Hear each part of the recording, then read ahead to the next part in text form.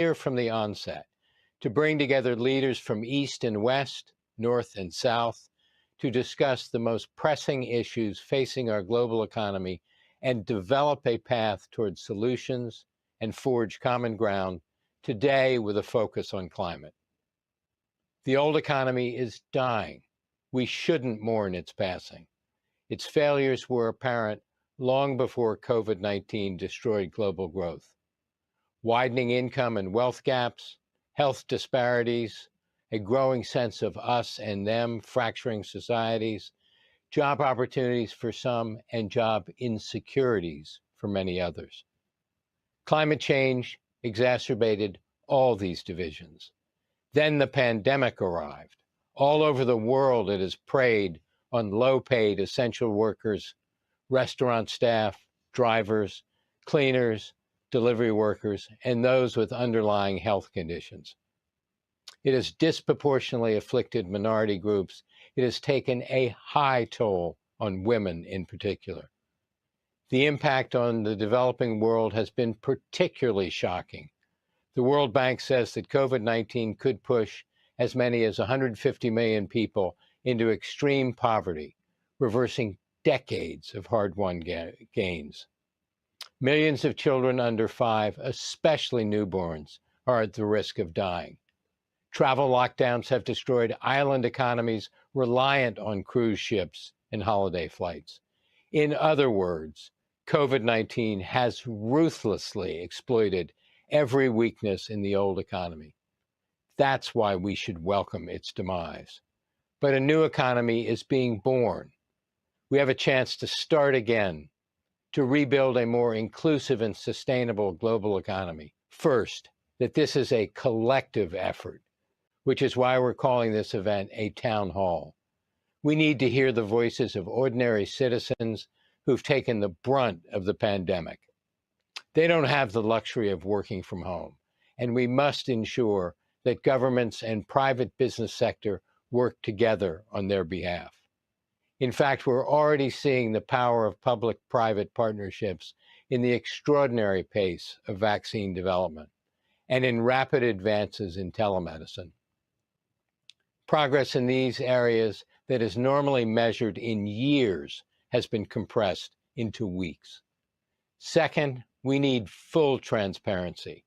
It's not enough for businesses and governments to declare their intention to remake the global economy, whether it's channeling more bank loans to small enterprises or promoting digital trade that could benefit entrepreneurs in emerging markets, or building more public housing in our cities.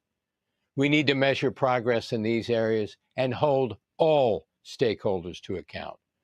Markets work when there's transparency. That's the core mission of Bloomberg. Collaboration and transparency are principles that will serve us well as the world addresses an even greater problem than COVID-19, climate change. As we'll find out in our program today, Bloomberg is working on ways to benchmark the green investments that will channel the savings of the world into saving the planet. Again, transparent financial markets will be the instruments of change, but changes in the behavior of every individual will be the driving force. The cooperative spirit is vital as we transition to a low-carbon economy. No one must be left behind.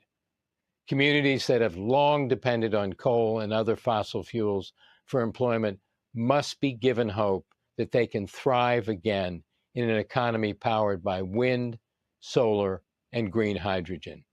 If we get it right, the new economy will provide abundant opportunities for essential workers in a more digital era.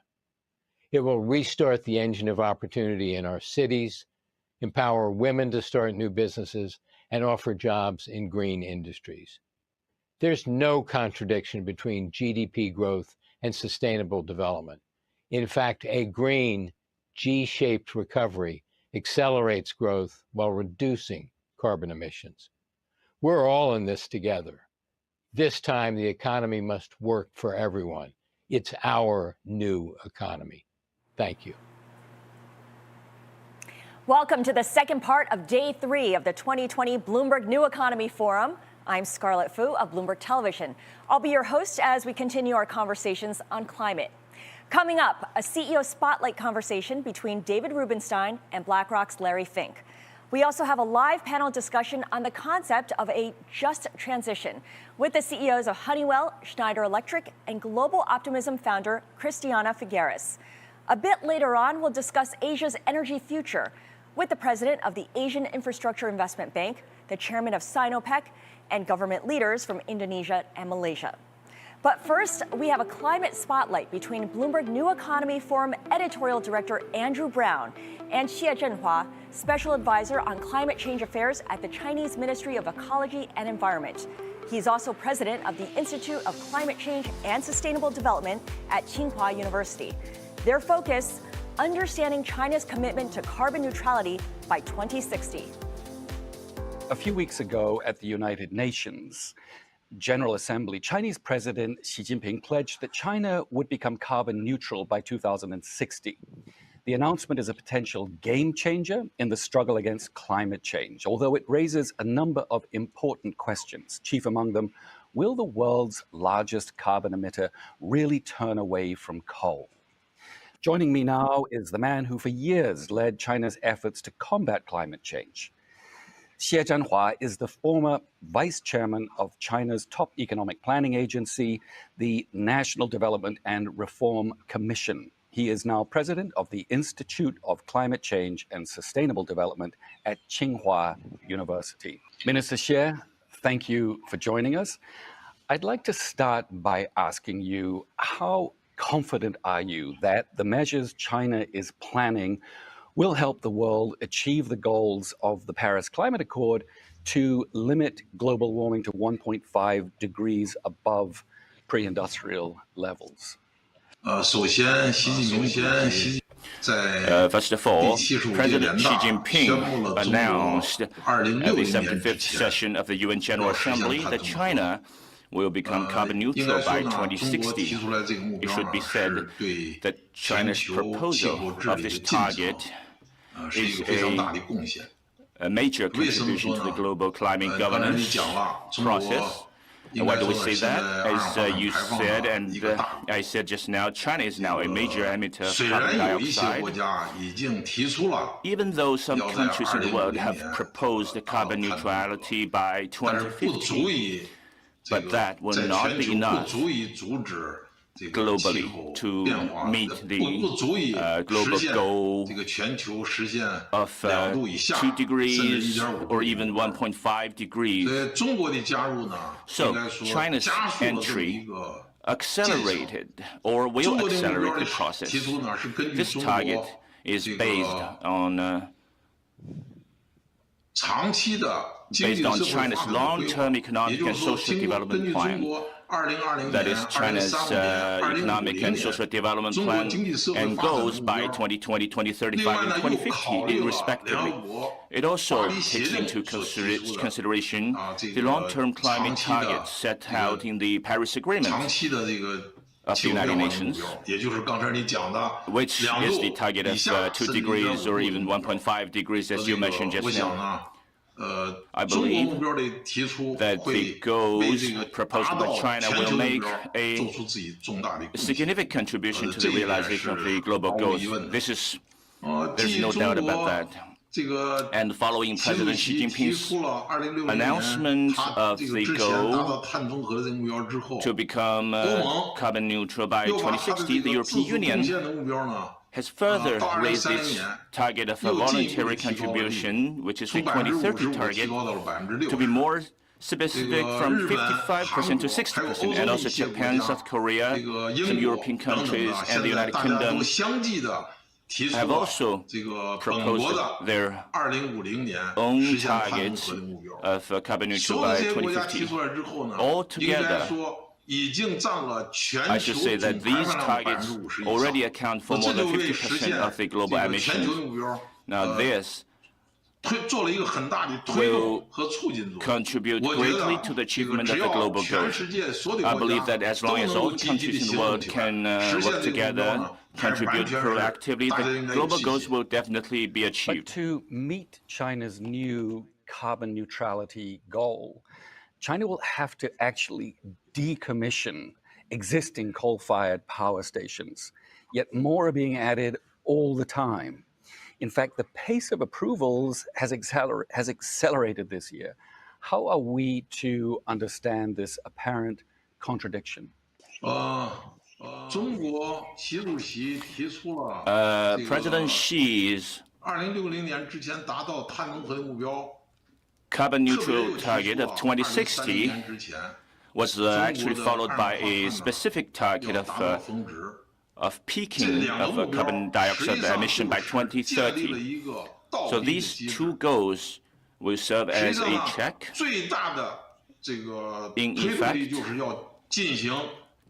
to accelerate the transformation of our energy. How do you explain the fact that from January the 1st to June the 15th of this year, China permitted 17 gigawatts of new coal-fired capacity for construction, which was more than the amount permitted for the whole of 2018 and 19 put together, which was 12 gigawatts.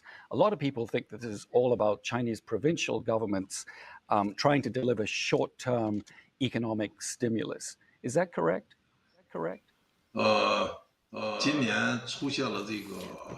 This year, we witnessed the outbreak of the COVID-19 epidemic, and which caused great losses to the economies of all the regions in China. I believe now everyone is busy with the local economic recovery, so some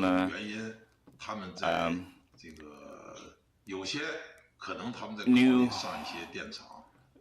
power plants are being considered or planned, as you have observed, but so far they have not been built. While you have witnessed that some new power plants are being approved or are to be built, we have also been and we are also working to phase out the older or obsolete power plants, the ones with the higher emissions. Do you know that since 2005, China has actually tidied out many power plants? Do you know the number? We have tidied out over 100 million kilowatts of thermal power plants. And after many of these old high emission and old plants have been eliminated, the new plants have been built to meet production needs. And these new plants have ultra-low emission standards because they employ advanced technology. Even so, I believe these conditions are only temporary, and I believe that as China's chief climate negotiator, you were a key figure in narrowing differences with the United States that allowed the Paris Climate Accords to go ahead. What are the prospects for US-China cooperation on climate in the future? Where do you see common ground? The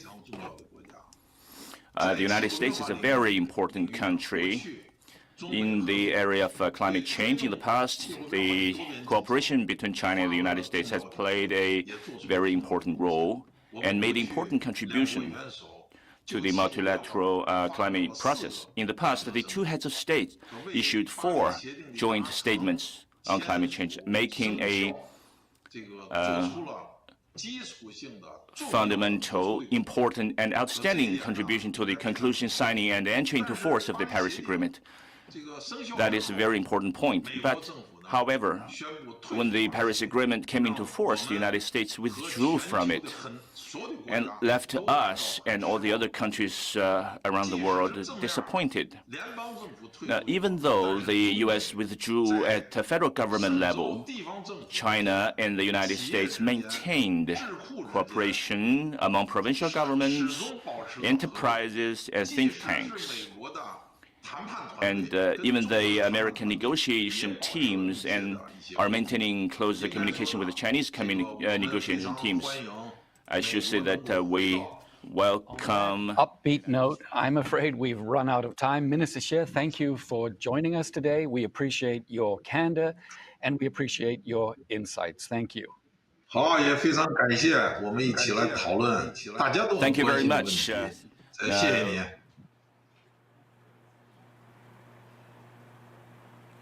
Next up is our Climate Day CEO Spotlight with Larry Fink, Chairman and CEO of BlackRock, and David Rubenstein, co-founder of the Carlyle Group.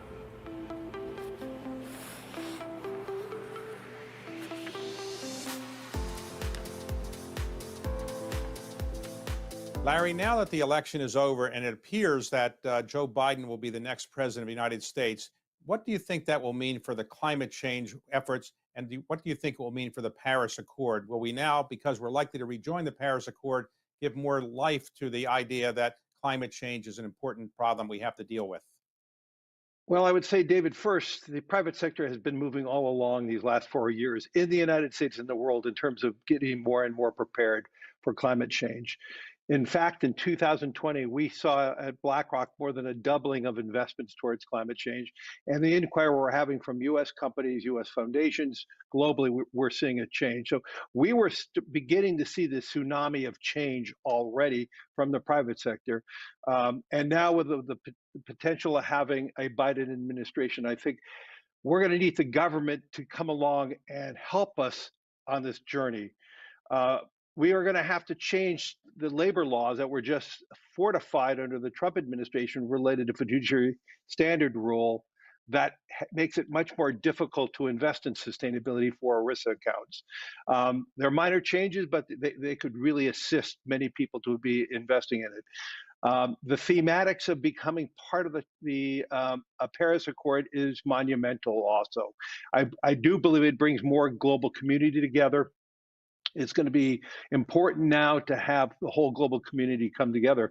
But I would just say over the last 4 years, we've been seeing a large transformation from private investors, both public and private, as they are now becoming more aware that climate risk is investment risk, and they're looking for more opportunities to participate in this giant change in terms of how are we going to be prepared. Okay, the conventional wisdom maybe 50 years ago was that the CEO of a publicly traded company had an obligation to get the most profits legally that he could get or she could get. Today, the conventional wisdom seems to be if you're very good on ESG factors, that's going to be a good thing for your company. But is there any evidence that if you are really good at ESG factors, your company will actually perform better and your stock will be better? Well, let me answer the question in a different framing. I believe stakeholder capitalism, which ESG is a part of, is a major component of how business leaders and their board are moving forward. And there's quite a bit of evidence of companies that are focusing on stakeholder capitalism, their employees, their clients, the communities where they're working. Their shareholders are going to be the biggest beneficiary. And we're starting to see that in quite a bit of evidence, even in you asked it, framing it with the ESG, even companies in hydrocarbon industries, those companies who are more and more focused on ESG strategies and stakeholder capitalism, they're trading at a higher PE than some of the companies that are in denial. And so we are seeing this reallocation of capital within industry, within companies in industry, that we're seeing capital moving towards more and more of these companies in terms of their performance, and it's being validated by their profits. But this is a long journey, David. I'm not here to suggest all companies that are totally focused on ESG or stakeholders are all going to be perfect. And we're going to have to see, are they keeping to their commitment over a long period of time? But in the last few years, as we have evolved, the purpose of a company, and as we are now raising questions, what is the true purpose of a company? You raise the purpose that is profitability for your shareholders. I think that is evolving and changing. That as that purpose is evolving and that focus towards your clients, your employees, and your community, especially in a deglobalized world, we are seeing more and more evidence that the best companies with those factors in each of in the different of the industries, they're outperforming their peers, and I think that will continue. So Larry, your company is the largest money manager in the world. And when you started the company, I think in the 1980s, probably ESG was not as big a factor as it has become. So as you are looking at other companies on their ESG factors, what should somebody look at you at and say what you are doing that is good for ESG in terms of the large company that you run? Well, when I write my CEO letters, I have to ask myself, are we doing what I'm asking other companies to do? So I frame every letter with the idea we better be doing as much, if not more. And I think, so this past year, I asked more and more companies to report under SASB and TCFD. And we are reporting and are more and more transparent toward this. And our rankings within SASB are quite high. We're evolving and changing. And David, we're not perfect. We make mistakes, and we're evolving. We're trying to work on our diversity metrics at BlackRock. Our compensation metrics are strong across the board, but where we were weak in some of our issues, we were not placing some of our women in the highest paying jobs at BlackRock. And now we're trying to evolve that and moving them to the portfolio management team. So we're doing a lot more prescription in terms of navigating BlackRock to do what we're asking other firms to do. And I would say we've made a lot of progress for that. It would be irresponsible if BlackRock is asking other companies to do something and we're not doing it. So I would frame it that we are as focused on these issues as any company. So after the election results seem to be evident to most people, the day or so after the recent presidential election, the stock market went up quite nicely in the view of many people. Was that because the country wants divided government? You have a Democratic president, it seems, and it seemed at the time a Republican Senate, and it may well turn out to be a Republican Senate. Do you think that the market actually likes divided government, or the fact that the Democrats did not control the Senate and their kind of agenda of some people in the Democratic Party is not likely to be implemented? Is that why you think the markets went up? I would say overall the market likes a divided government. They want to make sure there's proper checks and balances.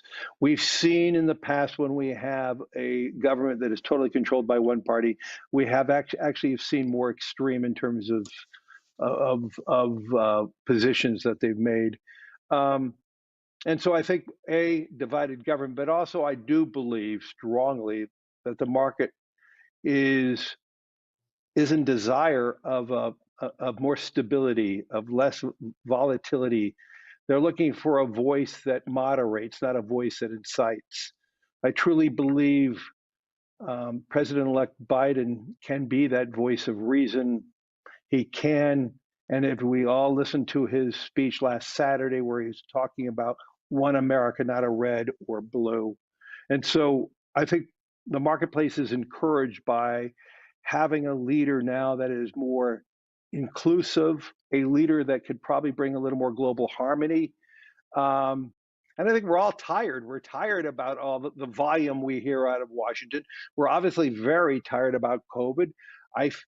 And we are worried about where we are going right now in these coming weeks. And so we're looking for a new leader to help us navigate COVID and moving forward. We're looking for a leader who has a stronger opinion on climate and is willing to work with the world on moving forward, both in climate and all other global issues that are facing our world today. So let's suppose President-elect Biden is watching you right now and he says, this seems like a person who knows a lot about the markets and he seems to be favorable to me. So maybe I'll call him up and ask his views. And if he calls you and he says, Larry, tell me the 2 or 3 most important things I should do to deal with the economy and the markets, either in the transition period of time or in my administration, what would you recommend that he do? Well, I would recommend him not talk to me now and just get his staff, getting his administration in order, getting his cabinet in order. But if he still insisted in talking to me, I would say, and I've said this loudly, even in front of the Trump administration in 2016, if we want to create really good jobs in this world where we are focused on jobs, and we're seeing a huge transition in this COVID world and post-COVID world where jobs are going to be moving from one industry to another, I truly believe we as a country, more than any other country, we need a strong infrastructure bill right now. We have $2 trillion of deferred maintenance. One of the first things I would be telling the president, he should make a statement that every American will have broadband. What we've learned in our COVID world through the use of media and video conferencing, we're doing more and more work from home. We're doing more and more education from home. We're actually having more conversations with our medical support, our doctors from home. And for those homes that do not have broadband, we are creating a greater and greater economic divide. I mean, we're living in the worst recession in our lifetimes because of COVID. The impact on the recession is far greater in the low-income workers. We're more reliant on home education, and so many components of our society are not part of that. And so I would urge our new president, but I would urge every government to make that pledge to all their citizens, having broadband in every home and equalizing technology. If technology is, we're already witnessing is a great divide in the world between developing countries and developed countries, but technology is becoming the greatest divide too between our different parts of our society. And we need the infrastructure. We need to be developing, broadband as we roll out 5G. But 5G is not going to be rolled out to every part of the country. It's not going to be rolled out, and we have to have something with the public support if we're going to roll that out throughout the country, and that everybody, from somebody in a city, from somebody in a very rural area, has that access so they could have the ability to have an equalized opportunity. Larry, the markets are assuming, I believe, that a stimulus bill of at least $1 trillion will pass in the lame duck, and then maybe another stimulus bill will happen early in the administration. If there were to be no stimulus bills of size, do you think the markets would take a very bad reaction to that? I would take a very bad reaction. Whether the markets would, let's see, but probably. I think we as an economy and most developed economies are over-reliant on monetary policy. And we are heavily, and because of monetary policy, we've seen great support to the capital markets, and we've all been benefiting from that. If we want to create a more equalized economy, we have to do targeted fiscal stimulus. If we're going to just rely on monetary policy, that is another example that's creating more and more income inequality, because those who own equities, those who own financial assets are generally wealthy people. The poor do not own financial assets. And so we have the divide because of the strength of the equity markets and the job losses that we've witnessed has really created even more of an income inequality. Now, I'm fully supportive of monetary policy, so let's be clear. I believe what Jay Powell and the Federal Reserve has done has been nothing but amazing. But if we are going to try to really rebuild our economy, we truly need a very targeted fiscal stimulus for those who are still unemployed. We need to do a fiscal stimulus for some of the cities that are most impacted. And I do believe a targeted fiscal stimulus is going to be in order to really begin a more equalized economy. And that's going to be essential for the Biden administration. If we do have a stimulus bill that's significant, that's going to increase the debt. It's already $27 trillion, and the annual deficit is about $3.2 trillion. So in terms of money we're borrowing right now. So how can we afford this? And why are the markets not worried about this enormous amount of debt and annual deficit? Well, I would say we should worry about it, but it's not a major issue today. We're not witnessing inflation. If anything, you could see from the private equity side, we see that from the full alternatives and liquid markets, that there's actually a shortage of high quality investments right now. And so I would say the markets are correct in not worrying about the deficits today. What we do need is, through stimulus, we need to get growth going. And as we get growth, then this deficits that it'll ultimately be probably north of $30 trillion. These deficits are going to have less impact if we have a broader, larger economy. If we can't find a way to create growth in the coming 5 years, then we are going to face the impact of this rising deficit. And at the same time, in the next 5 to 10 years, we are seeing an aging global population, especially from Japan and China. They're going to go from savers to spenders as their economies as their population becomes older and they're retiring, and they're going to be utilizing that savings for living in retirement. And so this is going to be a problem if we don't find growth. Final question, the remaining few seconds we have. Suppose the president-elect sees this interview and says, this is a very smart man who's built the largest money manager in the world. I need him as Secretary of the Treasury, Chairman of the Federal Reserve, head of the World Bank, head of some other major part of the federal government. Your response would be what? Thank you for that honor, but I'm very happy at BlackRock. I committed to my employees and to my board that, and to my family already, I'm staying in New York for the time being. Okay. Larry, thank you very much. Appreciate it. Thank you, Dave. Thanks, David. This session's explainer video is dedicated to the idea of a just transition, the journey to a green future that leaves no one behind. COVID-19 shows that humankind's relationship with nature is broken. Many of the root causes of climate change, including deforestation, also make societies more vulnerable to pandemics. Scores of countries, including China, have pledged to become carbon neutral. But what are the pathways to net zero? Bloomberg New Economy Forum explains how industries from power generation to the auto industry can change in a just transition.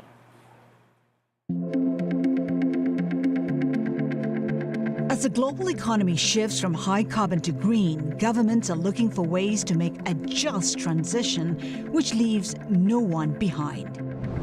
This is a monumental challenge with diverse issues.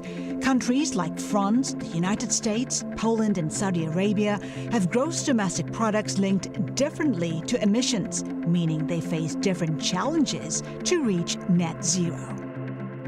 Countries like Poland get 75% of their power from coal, an industry employing 110,000 people. 2/3 of Saudi Arabia's state revenue is generated from the oil industry, and 2/3 of all Saudi workers are employed in the public sector. There are 400,000 auto jobs at risk in Germany as the industry moves to electric vehicles. Despite the potential economic and political fallout of this transition, countries agree it needs to happen.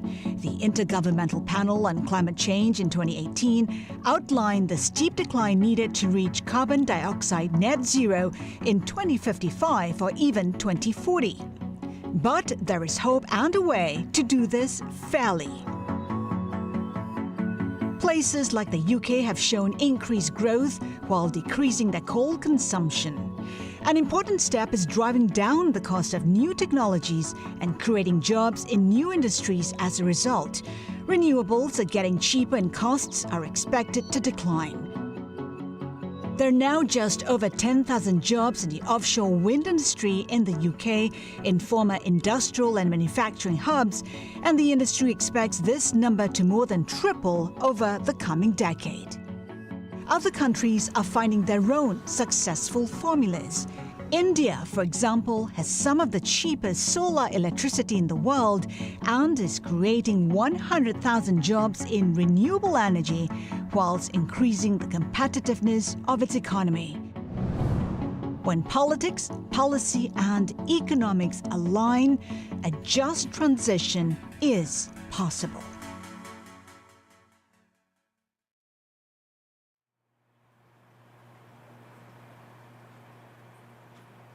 And now a spotlight on Eskom, the energy utility in South Africa, a country built on coal.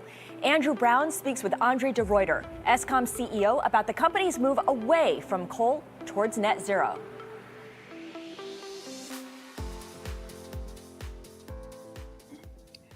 I'm Andrew Browne, editorial director of the New Economy Forum. As part of our conversations on climate, we want to focus on the concept of a just transition. The term was coined to describe the challenge of shifting from a high carbon to a low carbon economy without leaving workers and communities behind, causing wrenching social upheaval.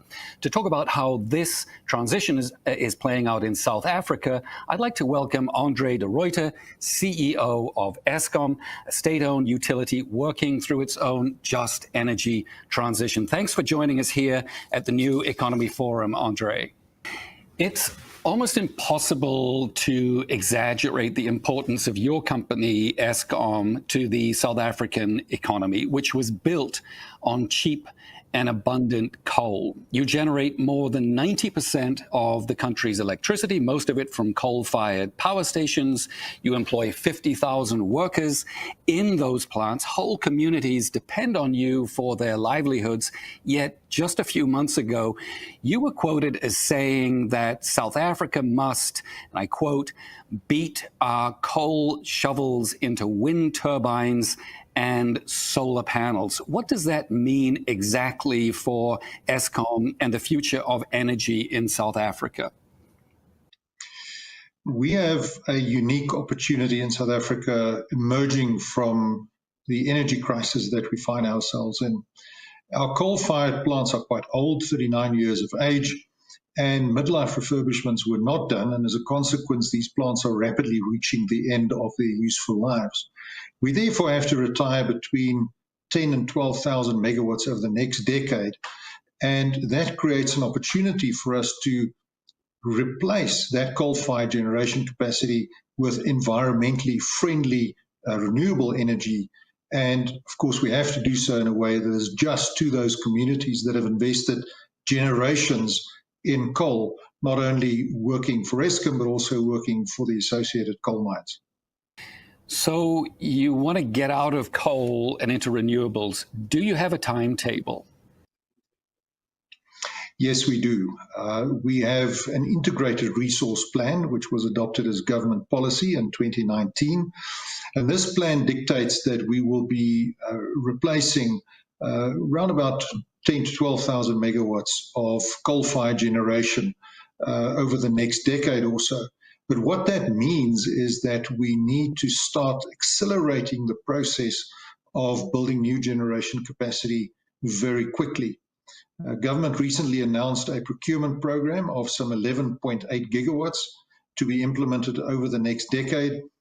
We welcome that. We think that is very positive and a move in the right direction, but we definitely need more, having regard to the fact that, stating the obvious, the sun doesn't always shine and the wind doesn't always blow. And yet, even as we speak, you are bringing online 2 new big coal-fired power stations. You're moving in the opposite direction. So these 2 coal-fired power stations were conceived and designed a decade ago. And I would venture to say that in today's economy, with today's lenders, financing could not be obtained for those coal-fired power stations. But we've got them, we've invested in them, and we now have to complete them and run them for their full useful lives. However, what that means is that there will still be a role for coal to play in South Africa, but it will be a diminishing role even as we retire those old power stations. Your job has just gotten much harder. Unemployment in South Africa was at record levels even before COVID-19 struck. Millions more are now out of a job. By some estimates, unemployment in South Africa has reached 40%. How do you persuade your workers that now is a good time to make this highly disruptive transition from coal to solar and wind? And that is exactly why the transition needs to be just. If we cannot demonstrate to our workers and also the miners working in the collieries that this transition will be a just one, then there is no chance of this succeeding. And we therefore think that if there's a policy that drives the repurposing of power stations, so installing renewable energy at old power stations as they retire, that we use them for wind and solar, but also that we develop an industrial policy in South Africa that seeks to support maximum local content of renewable energy components to create decent jobs in manufacturing related to the transition to renewable energy. You're a state-owned utility. Can you get the unions on board this transition? In a country that's still quite wedded to the idea of state ownership, isn't it a tougher sell if the replacement jobs in solar and wind will be largely generated by the private sector? It is not an easy sell, and therefore we have to engage with communities that are going to be affected. The first round of negotiations that we had with the affected communities, where we are now on the verge of retiring 4 power stations were a bit rocky, and we were sent packing, and we have subsequently gone back for a second round of consultations, and that's been much more productive. And the engagements are now starting to revolve around, so what does this mean? What opportunities are we creating in this transition? And I think people are waking up to the fact that the coal age is ending very quickly, and it's being enabled by the incredible reduction in the cost of renewable energy that we've seen over the past decade or so, which makes renewables a no-brainer from a cost perspective, but also from the perspective of schedule. We don't have 10 or 12 years to build new power stations. We need them in 18 months, and the only technology that can really deliver on that requirement would be renewables. The communities that will be most affected by this transition are within 100 miles or so of Johannesburg, where most of your power plants are located. These areas already suffer from high rates of poverty, of inequality. What do community leaders there say to you when you map out a future of you, as you've just described it, dominated by wind and solar? Unfortunately, it is rather a binary equation. We cannot continue to operate these power stations beyond their useful lives. We cannot resuscitate them. We have to spend extraordinary amounts of capital to make them environmentally compliant. The cost of coal is going up because obviously transportation distances are increasing, labor costs are increasing, and we are to blame for this. Energy costs are increasing. And consequently, I think people are starting to realize that there is a need for us to go through this transition, wrenching as it may be. But it's also very positive that our union movement in South Africa is very familiar with the threat posed by climate change. And they therefore understand that there is a need for us to decarbonize our economy. Obviously, they want to protect jobs even as we make that change. What are the risks if South Africa doesn't achieve this just transition? Some are warning of mass social unrest, even violence.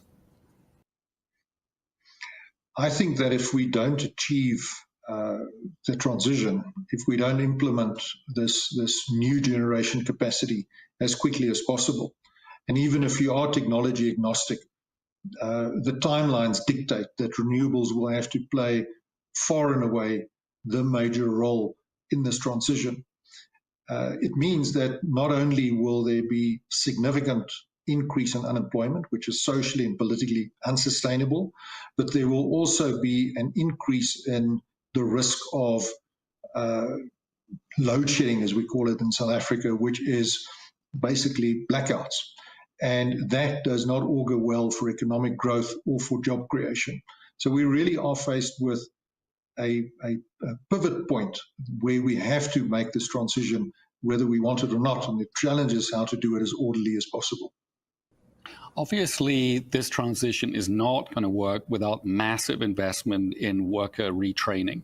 Some 450,000 workers in South Africa are involved or employed in the whole coal value chain. What is your responsibility as an employer in that regard? So we are very much engaged with our unions on that initiative. We are working very closely with developmental financing institutions who have indicated a keen willingness to invest and make available to us concessional loans that will support the energy transition, provided that it is just.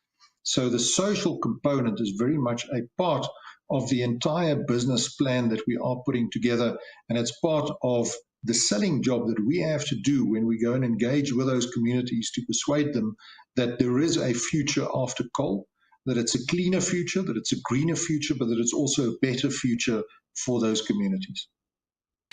Eskom is already struggling with $30 billion in debt. Several of your plants are too old and so old and dilapidated. You're having trouble, as you just said, keeping the lights on, avoiding this load shedding. How do you address existing financial problems while raising the billions of dollars in additional capital that you're going to need to meet your green ambitions? Well, that's the $30 billion question right there.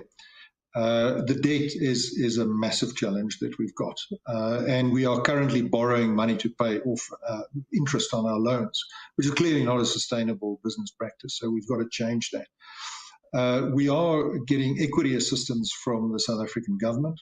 We are making strides with a potential conversion of debt to equity. So there's that opportunity, and then green financing, which we think will also free up the considerable debt burden in terms of interest that we have to pay by virtue of the fact that as we decarbonize, that we will be granted concessional financing, which will come at significantly reduced interest rates.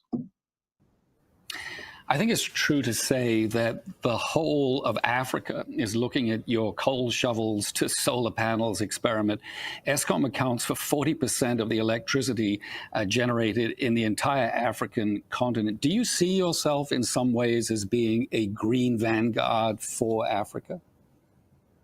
I think we are at a transition point probably earlier than most other utility companies in Africa. And we've arrived at this point where we, whether we like it or not, are in a leadership position on the continent. And we've got to show that this is possible. So I think quite a lot rides on how well we implement it. We're taking this quite seriously. We've dedicated a lot of resources to it, putting in a lot of effort to make it successful. And a lot rides on it, not only for Eskom as an entity, but also for the country, because of the fact that we, as Eskom, with our debt burden, pose such a significant systemic risk to the South African economy. André de Ruyter, CEO of Eskom, thank you for joining us. Thank you.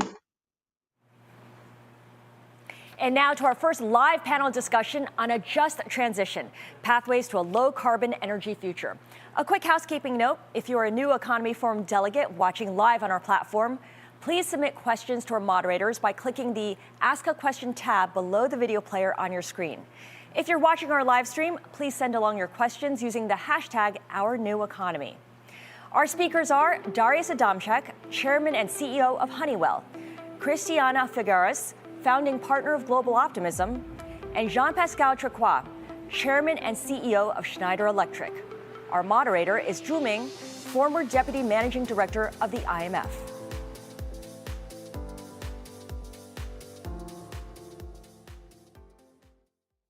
Warmly welcome everyone come to these sessions. As introduced, we are very fortunate to have excellent panelists on this session. And let's start with Christiana.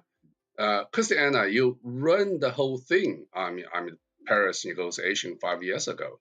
Now 5 years pass. You sit comfortably in Costa Rica. So what is your assessments today's situation with 5 years ago? I mean, where we are making progress, where you think we are lag behind, and what should we do? What's the key things you really think we have to do in the next few years? Christiana.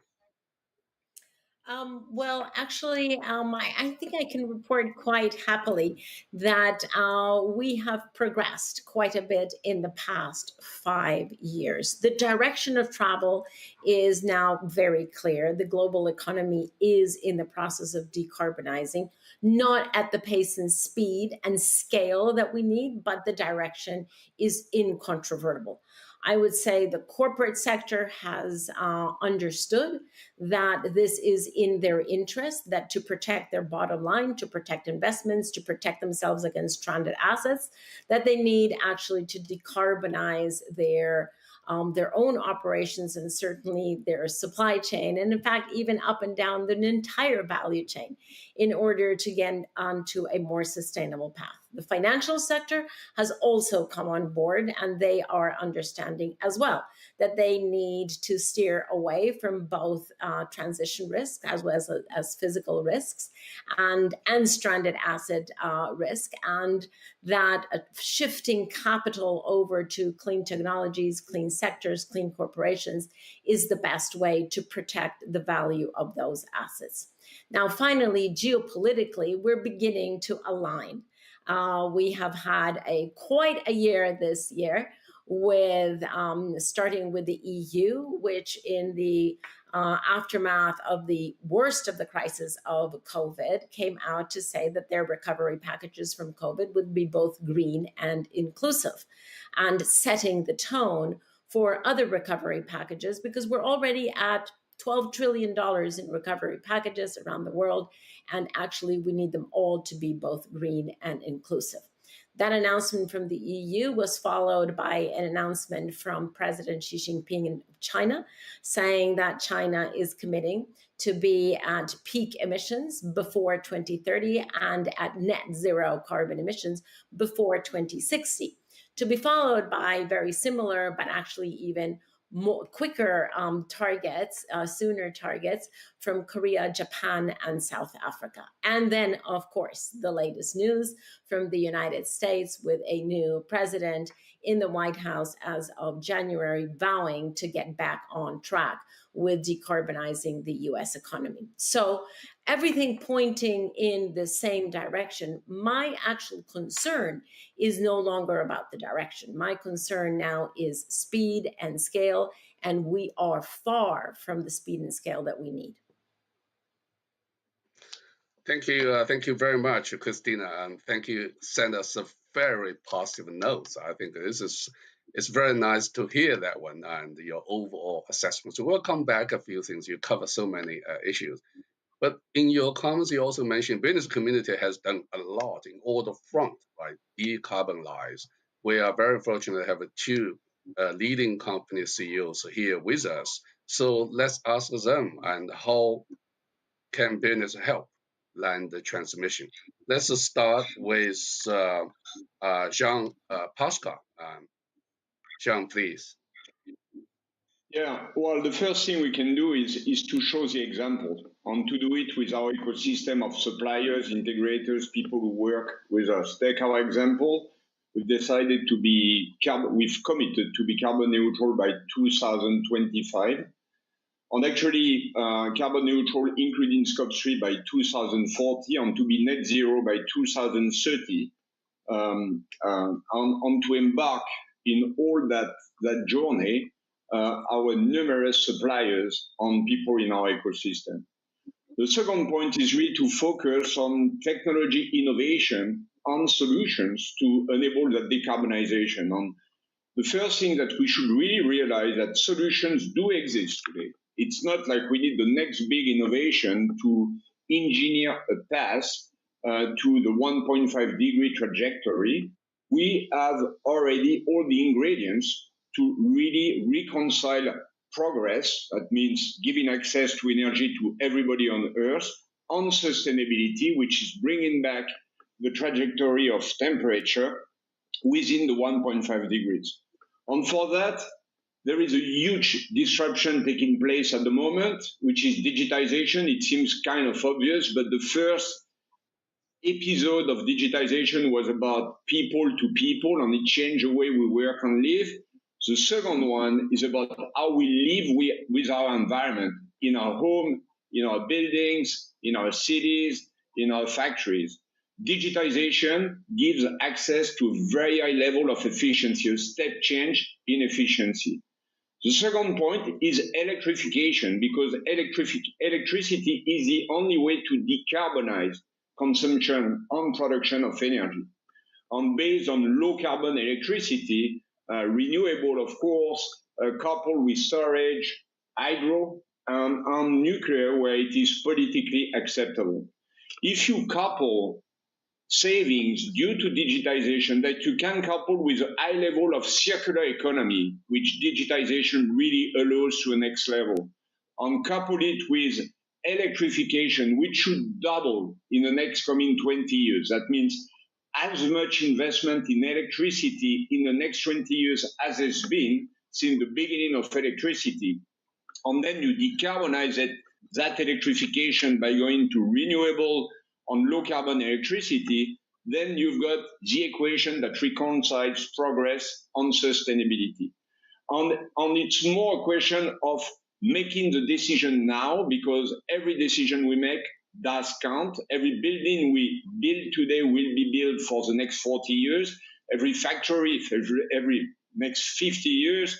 Every factory built today will be here in the next coming decades. So every decision we make today counts for the future.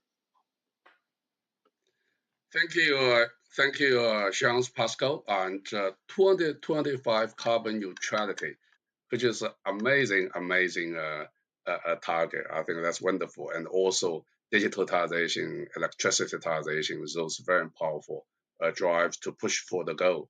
Thank you. So let's turn to Darius and Honeywell. Well, I think this topic is one that comes natural to Honeywell, because really when you think about energy savings, doing things that are friendly for the planet, that's really our fiber. And when you look at the makeup of our entire portfolio, more than 50% of it is ESG oriented. And I think this transition has to happen in two phases. I think the first phase is relatively easy, and the second phase is a little bit harder. And I think it's companies like Honeywell and many others, and Schneider's responsibilities to really help a lot of the industries make that transition. I characterize the first phase, and the first phase being energy conservation, energy savings. So, for example, some of the segments that we play with, whether it's aircraft travel, whether it's energy used in buildings, whether it's the energy consumed in industrial plants.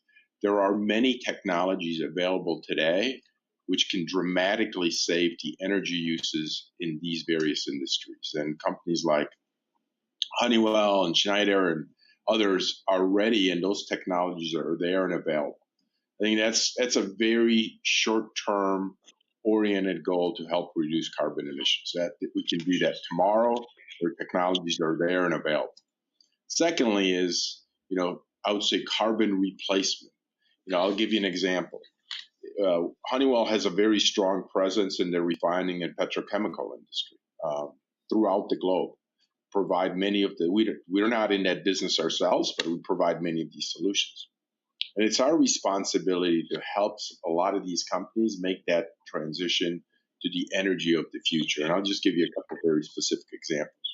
One being Ecofine. We've had some of these technologies using some of the other feedstock products, such as jatropha, fats and oils, to really feed as refining. We have these technologies. We're optimizing them now. We're happy that there's more interest in these kinds of technologies than I've seen in a long time. So that's great. We're working on things like hydrogen cell UAVs and UAMs. That's a market that's not even here. And we're already working on how do we power some of these UAVs and UAMs with different energy sources. Electro-powered aircraft, another area of focus for us, which is the technologies aren't available here yet today, but they'll be here 2, 3, 4 years from now.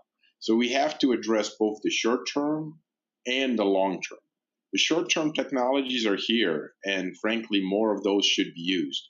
But we also have to address the longer term is how do we displace the use of carbon for other forms of energy? Thank you, Darius. You really emphasize the technology. You mentioned technology is there, right? Particularly short-term is available.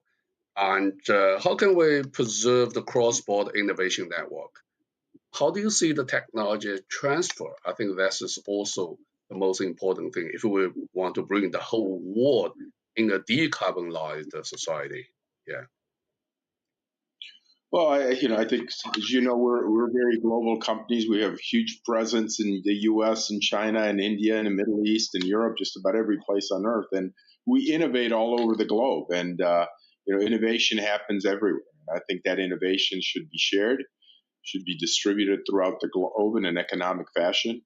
And, we have a lot of innovation taking place in every one of our innovation centers, wherever they happen to be in the world. And some of them are better and specialized in some things versus others. But, we leverage all of our innovation centers to drive greenhouse gas emissions, energy conservation, and so on. And I think what's particularly important for us is different economies, different regions have a little bit of a different path to a green agenda.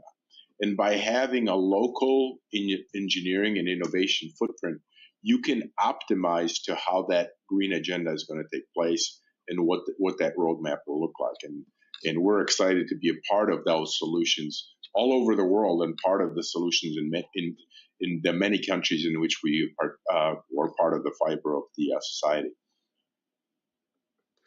Jean-Pascal, you mentioned investments. You say investments in the electricity in the next 20 years is really the key. Do you see the capital market moving to that direction? Do you feel any constraint in capital market in financing and to support green futures? I think Christiana mentioned it, but the most striking, probably pivoting that happened in the issue of climate change in the past years has been that pivot of the financial market. And to give a very practical answer to your question, I guess Tesla wouldn't have its market cap of today if the market was not realizing this huge disruption to electrification, which is happening today in the world. On one would say, okay, but electricity is a technology of past century, but it's not the same electricity. It's an electricity that's going to be based on renewable. It's going to be much more decentralized. It's going to be fully digitized to be synchronized with the usage of electricity. It's going to be produced locally through microgrids. We do, for instance, in the US, we have a joint venture with Carlyle to deal with large projects to supply locally electricity to large infrastructure to make it more resilient and greener.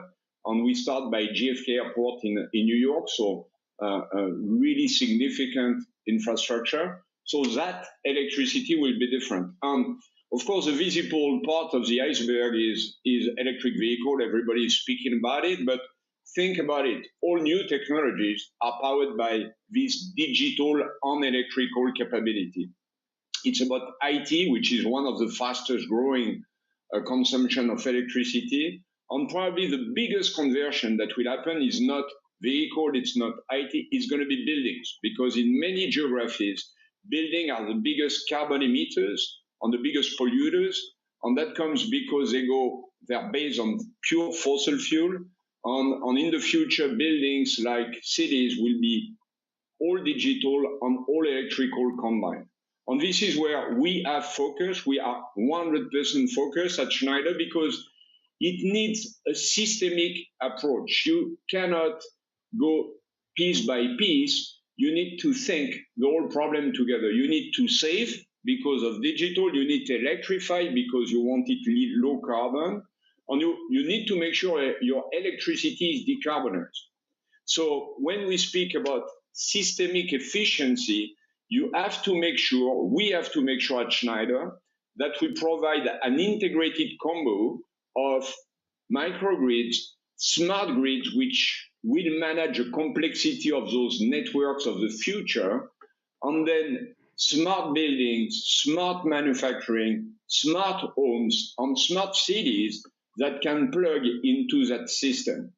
So it's really exciting from an engineering point of view, the internet on the use of technologies which have been developed, elsewhere, that combination of Internet of Things powered by 5G, big data, and AI is really making it much simpler than before. And this is a very exciting horizon on sector to develop in the next years to come. You made a very important point. You need a systemic approach. I think that's a very important point. Use the technologies, 5G, AR, and make things much, much easier to have an overarching, picture. But systemic approach, not only from company level, but also from the country levels. So then the key issues, what role of government? I think that's become ever important. Christiana, so what do you see the role of a government today after 5 years? Well, obviously, corporations can take all of the important steps that we have just heard from Darius and from Jean-Pascal and from many other quite enlightened CEOs that are anticipating both deeper carbon constraint, but also much higher performance, environmental and social performance from their clients and customers. So in anticipation of both of that, they're already moving into the future, or rather, they're pulling the future into the present, which is what these CEOs are doing. Now, obviously, in those countries in which governments can also have visibility into the future, and in those countries in which governments are already putting in place policies and measures that both incentivize clean technologies, efficient, smart, non-polluting technologies, and at the same time have punitive measures for the technologies that are arcane, inefficient, polluting, and polluted. That makes the life of the enlightened CEOs much easier when you have predictability of policy, and when policy is actually pointed in the right direction. That means that these CEOs can march forward at a much speedier pace. One of the things that governments can do, of course, is finally come to a resolution on a price of carbon. We had a price of carbon years ago, and then for many reasons that we don't need to discuss here today, the carbon market is actually practically non-active anymore, except for in a few jurisdictions. But an active carbon market with a carbon price that would continue to step up in level every year or every 2 years, even every 5 years, would actually allow these companies to be able to move much quicker. We don't have that yet. And that is one of the homework tasks that is in front of governments for COP26 when they come together at the intergovernmental negotiating process in Glasgow next year. Thank you. Government should have a vision and also make this clear to the whole society. I think that's a very important point. And also, what do you see the role of a government from Honeywell? The rest? Yeah, I think for us, the government has a tough task because they have to balance a few different things. But it is possible. I'll give a very specific example of where I think the government's done a great job, which is they have to make decisions which are economically viable for their citizens. So, I mean, we obviously want to go to a carbonless future tomorrow if that was possible, and if it was economically viable. In some instances, it's maybe not viable. So there has to be a transition path that's built that encourages technology and innovation, doesn't play favorites, but encourages those technologies to flourish, encourages the support system to flourish, and eventually hopefully at a rapid rate, but we can debate as to what rapid is, that transition is made. And frankly, some of these technologies, things like eco-fining, using alternative sources to do refining, they do require that government stimulus, catalyst per se, to get things moving and create the infrastructure which will make those kinds of technologies long-term viable. I mean, one example, which I think has worked very, very well, is the European Mobile Air Conditioning Directive. Basically, 99% of greenhouse gas emissions were eliminated because Europe disallowed the use of HFCs in vehicles. And it's been a great transition. Now they're used primarily HFOs, and it's been great for the planet. It's insignificant from a cost of a vehicle. It was accomplished in an economic way. And now the whole industry is in a dramatically different place than where it was before. And I think that's one example of effective use of legislation and working with partnerships with companies to make that transition. Thank you. the balanced approach and also encourage technology transformation is a very important role of a government to play. I think those are very important points. Also, Jean-Pascal, the same question. What's the role of a government you see from your particular view? I would insist first on the necessity that companies like ours who work on technology, on innovation, work very closely with governments, because a lot of the technologies that we are talking at the moment, which are already existing, can be deployed and can be the solution to a 1.5-degree trajectory. They were not existing 5 years ago. And the problem is not anymore technology. It's about adoption and decision. So to build on what Christiana was saying, not only in some places build a carbon price, that should be the case everywhere, because every decision we make has a carbon impact, therefore an hidden cost impact, but already taking out fossil fuel subsidies that are still existing in a number of places. The second point is really to be much more conscious of those major technology disruptions on making decisions now, right? When some countries, for instance, in Europe, are moving to all electrical building, like the Netherlands, like the UK, like the Nordics, well, that delineates, because again, each building built today will be here for the many decades to come. That changes completely the trajectory of carbon emission for a city in those parts of the world. Therefore, we have to work in a very close manner with governments so that they understand what we can bring. They choose the decisions they have to make to really change the path of their societies, but that they don't wait too long, because every waiting somewhere is making us go adrift from a course of correction on carbon emissions. And there is one more thing I would like to insist on, is that there is sometimes a misconception that these changes are going against the economics. It's all the contrary. Most of carbon reduction is based on energy consumption reduction, energy efficiency and resource efficiency. On all companies, Schneider first, we are all obsessed by productivity, by reducing the consumption of any resource. So actually the payback of efficiency is the best payback you can ever get in a company or in a society. On the other misconception is that this is going against jobs. And that's not true either. I mean, multiple studies have been done together with us or without us to show that launching a wave of retrofit on existing buildings to make them smart and green, existing manufacturing to make them smart, green, and future-proof because more automated, and on cities to make them easier to share, more livable, better to live in. Actually, this is creating a lot of local jobs, because you are not speaking about new build, you are not speaking about new projects, you are speaking about thousands, hundreds of thousands, millions of jobs of people who are going on site on applying digital electrical technology to the retrofit and revamping of what we've built over the past centuries. So all of this actually is quite virtuous. It just asks probably for the most difficult thing that we have as human beings, is to rethink in a different manner the future of our cities and the future of our companies. Thank you.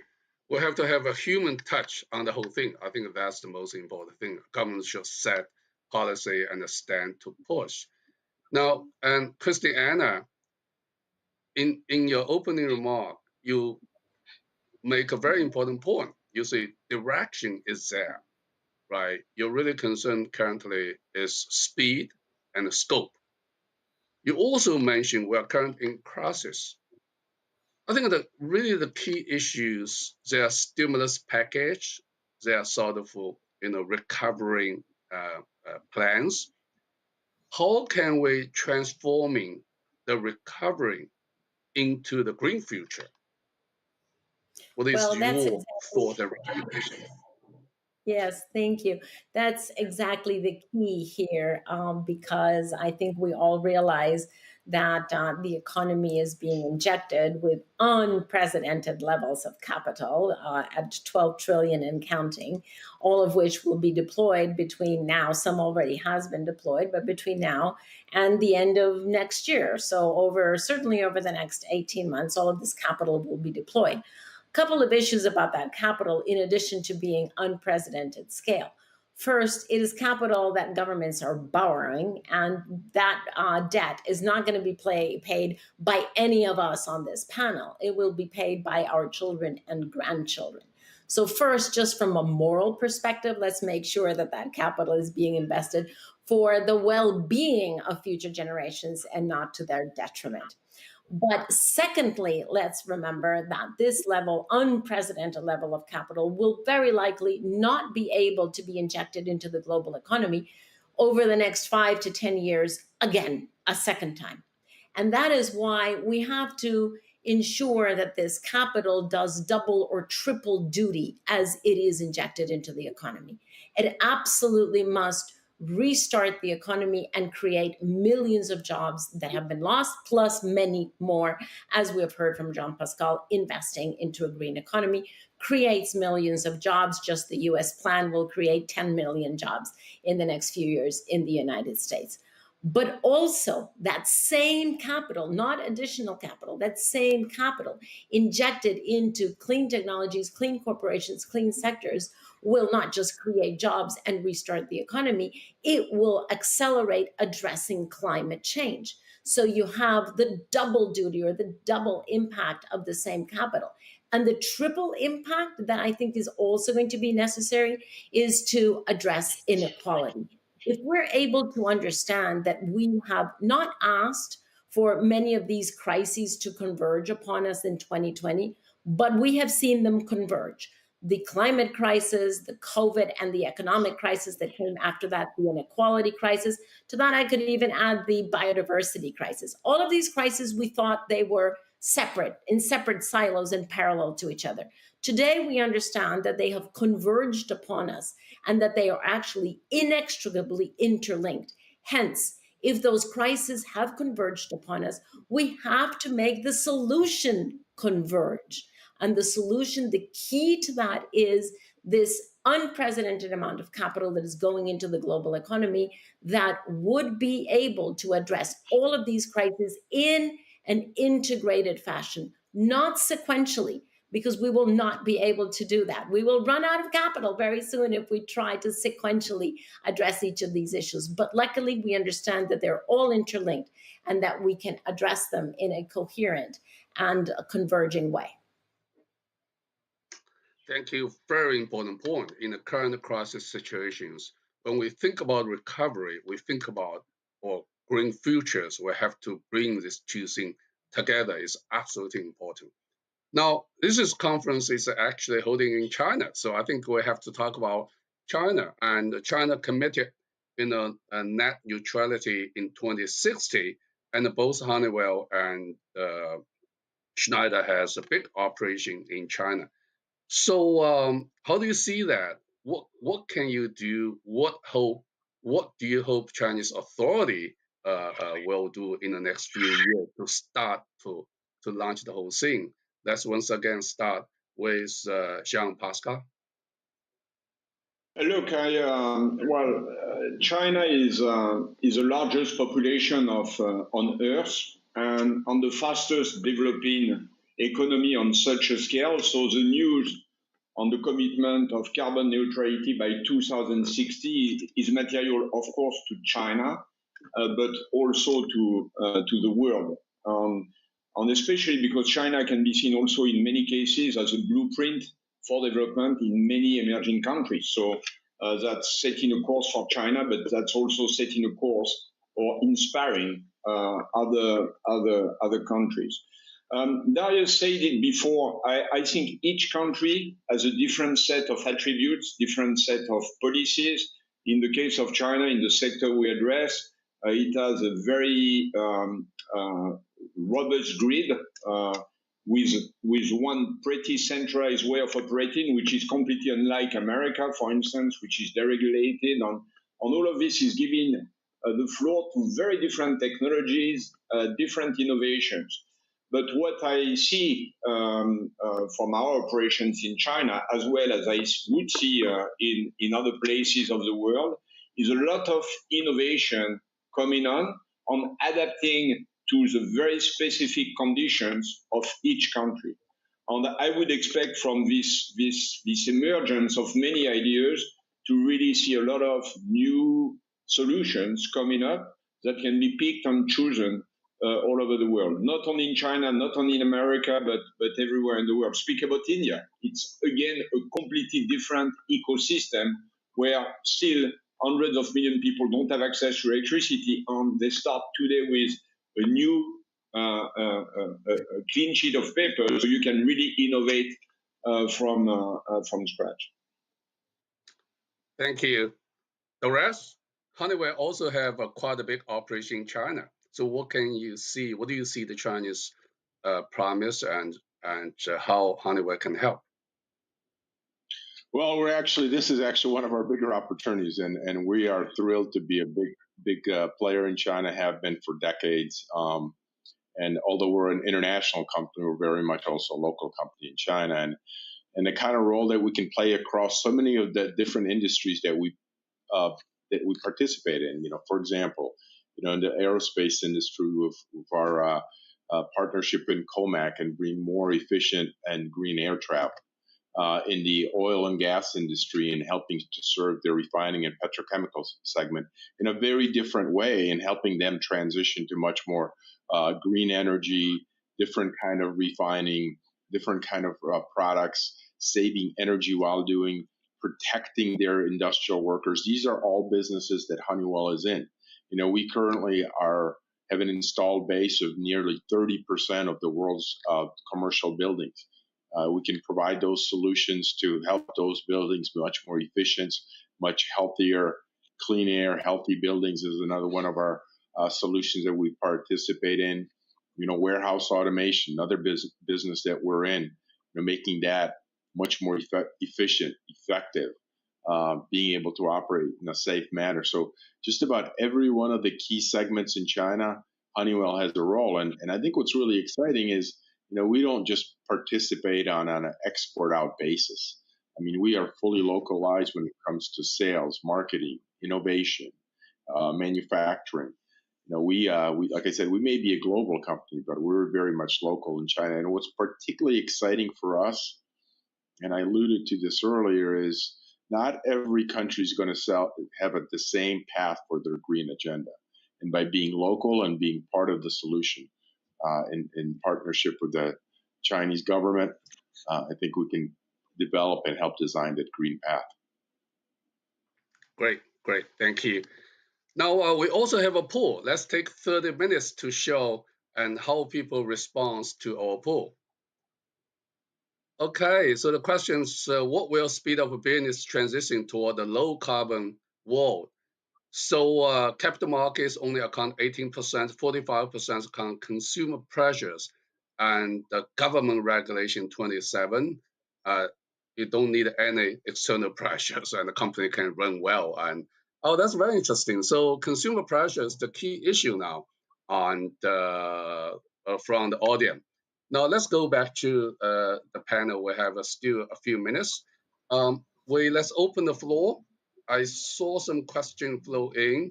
One question from an anonymous says, what new energy technology are you most optimistic about in the next 5 years?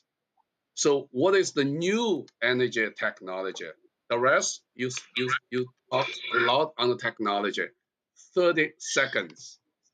Sure. Well, I guess I have to pick one. There are so many, so it's probably unfair to pick just one, but I'm going to take our fuel cell technology. It's early days for us, but it's something we're very excited about. And one of the still key enablement tools to really drive renewable energy is efficient energy storage. And Honeywell wants to be very much part of that solution. I'm thrilled in terms of the leaps and bounds that we're making in development of fuel cell batteries. We're going to have prototypes available next year, and I think that can make a very, very big difference in helping the world transition to the use of renewables. Also, the question about the carbon taxation. And is this important? What role should carbon tax play in transitions? Jean-Pascal? Well, I think carbon taxation can help, but I believe that the return, you were speaking about the best technology or the most important technology. I would say the greenest, the cheapest, the fastest source of energy is the energy you save. And today, we are the generation which can experiment digitization or can deploy digitization to save at least 30% of energy everywhere we live and work. And that's a return of less than 3 years in most of the cases. And it makes things more livable, more comfortable, easier to use. And for companies, it makes us more profitable and more resilient, because once you are connected, you can detect potential outages. So I've got no hesitation that the first priority when you take any study, it's always the same thing, it's efficiency. And everywhere we live today and work is not efficient, so that's the absolute priority on this job creative. So I could go on and on. Priority is efficiency. Thank you.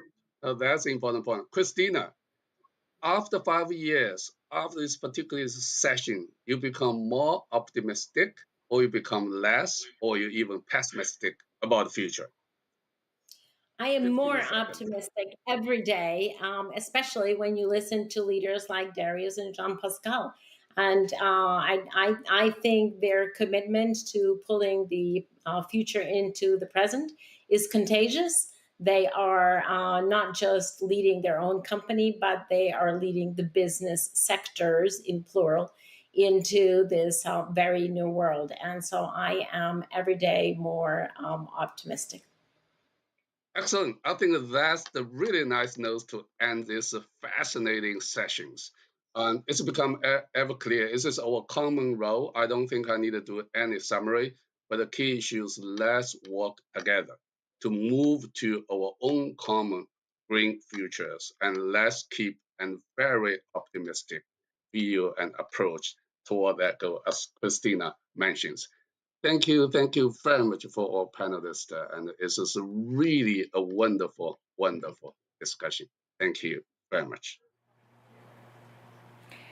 Our next panel considers Asia's energy destiny. Joining us now is Jing Liqun, president of Asian Infrastructure Investment Bank, Luhut Binsar Pandjaitan, Indonesia's coordinating minister for maritime affairs and investment, Yo Biyin, member of parliament for Bakri, Malaysia, and former Malaysian Minister of Energy, Science, Technology, Environment, and Climate Change, and Zhang Yuzhuo, chairman of Sinopec. The moderator is Haslinda Amin, chief international correspondent for Southeast Asia for Bloomberg Television. Scarlett, thank you so much for that. Now, Asia, it's the largest carbon emitter in the world. Not surprising, given that it is also the largest, or rather the fastest growing region in the world. In fact, last year, it accounted for 2/3 of global growth. But, and this is a big but, the region is also the largest investor in clean energy. Some suggesting perhaps it will channel between $1.5 to $3 trillion over the next decade. So can Asia meaningfully wean itself away from coal, even as it tries to feed its insatiable appetite for power? What will shape the region's power transformation to cleaner supplies? And can Asia work together on clean energy, or will it be yet another area of conflict? Let's dive deeper. But before that, here's a polling question, and we'd love for you to take part and give us your views. And the polling question is, can Asia remain the world's fastest growing economy and reduce its emissions at the same time? A, it can't remain the fastest growing without increasing emission. B, it can. China's 2060 net zero goal shows the way. C, it can. Technology will solve the problem. And D, it shouldn't have to. Industrialized countries should shoulder the burden. Please do vote. I will come back to the question slightly later. Now, let's get to our panelists. President Liqun, this is for you. We often talk about how Asia is contributing the most to carbon emissions in the world. This is the cost of economic success. But when you take a look at the cumulative global emissions for Asia, it is lower than Europe, lower than the US. To what extent do you think will Asian economies be willing to take on the burden of cutting emissions today? Thank you, Haslinda. Very nice to see you again. And I think it's a wonderful opportunity for me to share with you our AIIB's views with regard to the transition from high carbon to low carbon, eventually to zero carbon economy. And the simple answer is we can do it. What matters is the determination, the attempt to do it. And then we should work out concrete roadmaps and technical measures, and of course, with the full support of the Asian people. But let me say just a few words about AIIB's role. As you may know, we have an energy strategy, Sustainable Energy for Asia, which was approved by our board in 2017, with a little bit amendment in 2018. Except in few areas, this strategy still is very much important in guiding us forward to helping the client countries of our bank to move towards zero carbon economy. We know it takes time, but it is possible. And since this is the broad discussion, and I will not try to dominate the conversation, but let me share with you some of the very important concepts. The first is, how can we balance the ever-increasing demand for energy against the challenges of climate change and environmental issues? Because you see, the Asian economy is the fastest growing economy in the world, and a large number of people have been lifted out of poverty. And this would directly be translated into the higher demand for energy consumption. But under such kind of circumstances, how could we make sure that higher consumption, high demand for energy will not lead to high greenhouse gas emissions? So as a development bank, we are trying our very best to guide developing countries to move forward to a zero carbon economy. And this is our major objective, and I think it's our international responsibility.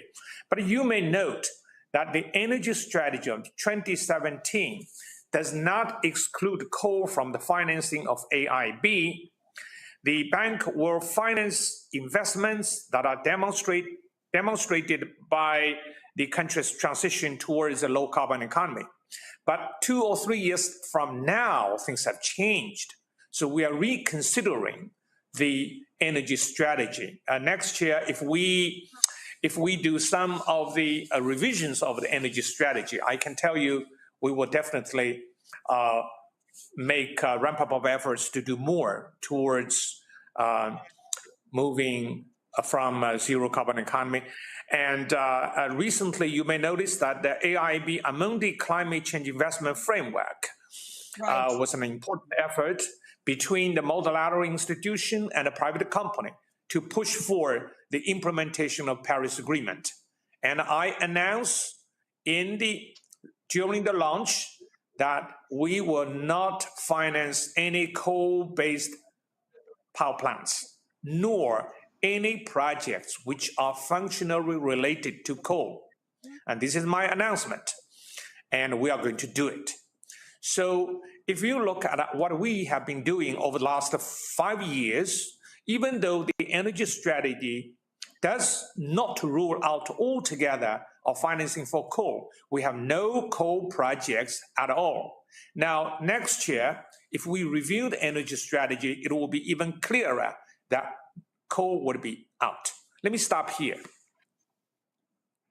President Jin, great optimism there. I want to bring in MPO at this stage. MPO, President Jin says we can do it. Sure, we can. The thing is, the truth of the matter is, becoming carbon neutral is not that straightforward. We've heard from India, we heard from a Tata Group CEO or chairman rather earlier that, for India, as it grows, its carbon footprint will grow as well. Your thoughts on just how challenging it is and where we are in this conversation? Yeah, so from our experience in Malaysia, what we are looking in any energy policies, we are always looking into security, affordability, and sustainability. Unfortunately, in many developing countries, especially for leaders that need to win the next election, a lot of preoccupation is on how do we get the accessibility, how do we get it more secure, and for a lot of developing countries like in Malaysia, is that we are talking about affordability of them. There is a gap between what we want to do now and what is needed in the future. So one thing I think that is very important is first for financing.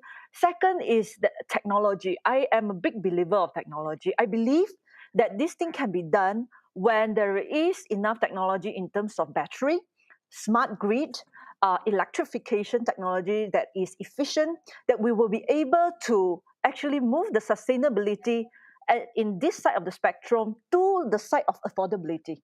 And then that is when will have a breakthrough. And I'm very optimistic and looking at how things are going right now at the rate of the technology breakthrough, I am actually very optimistic. So the only thing that policymakers need to do in Asia is to be able to say that we will draft and innovate our policies to make sure that we take into account innovation and also to encourage innovation so to happen in energy industry. But having said that, MPU, when you take a look at renewables, they are cheaper than ever before. You take a look at batteries, wind turbines, they are much, much more affordable now than before. Is that enough, though? Is that enough to move the needle, move the dial for Asian countries, stop building new coal-fired power plants, for instance?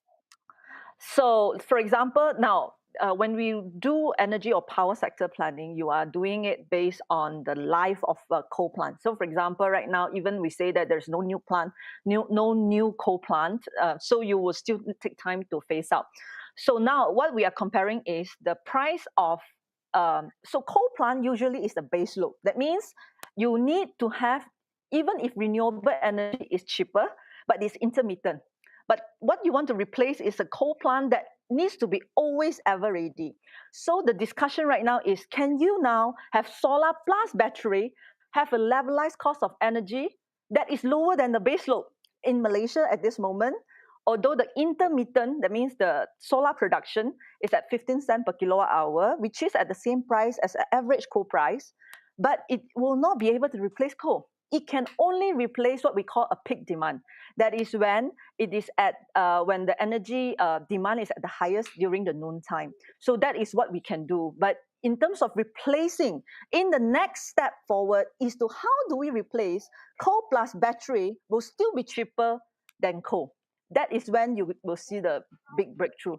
For Malaysian context is that in 2024, we will decide on the next power plant. It is from now until 4 years' time that there is a lot of room for technology to grow. And then by 2024, then we will decide, the policymakers will decide what kind of plant is going ahead. So I am very optimistic that by 2024, coal will no longer be the cheapest option, the least cost option, what we call least cost option for Malaysia.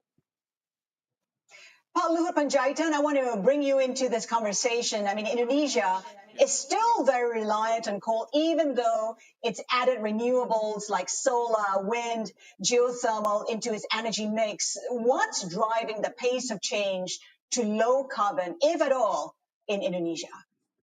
Yeah, thank you very much. First of all, let me begin by, telling you that coal fire still, we still have Indonesia, because I don't think that we can change immediately from coal to the other alternative energy.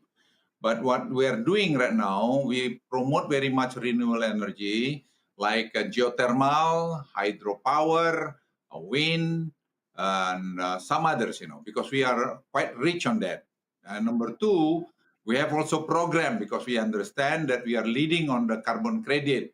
You see, like mangrove, we have a mangrove restoration program for the next 4 years. 730,000 hectares we're going to replanting. So this is, I think, one project right now ongoing. And number two, we have also peatland program. How do we restore the peatland? This is also contribute a lot. And moratorium for deforestation, moratorium for the palm oil. And also we have coal, restoration for the coral reef. We are doing now restoration of coral reef in Bali, for instance.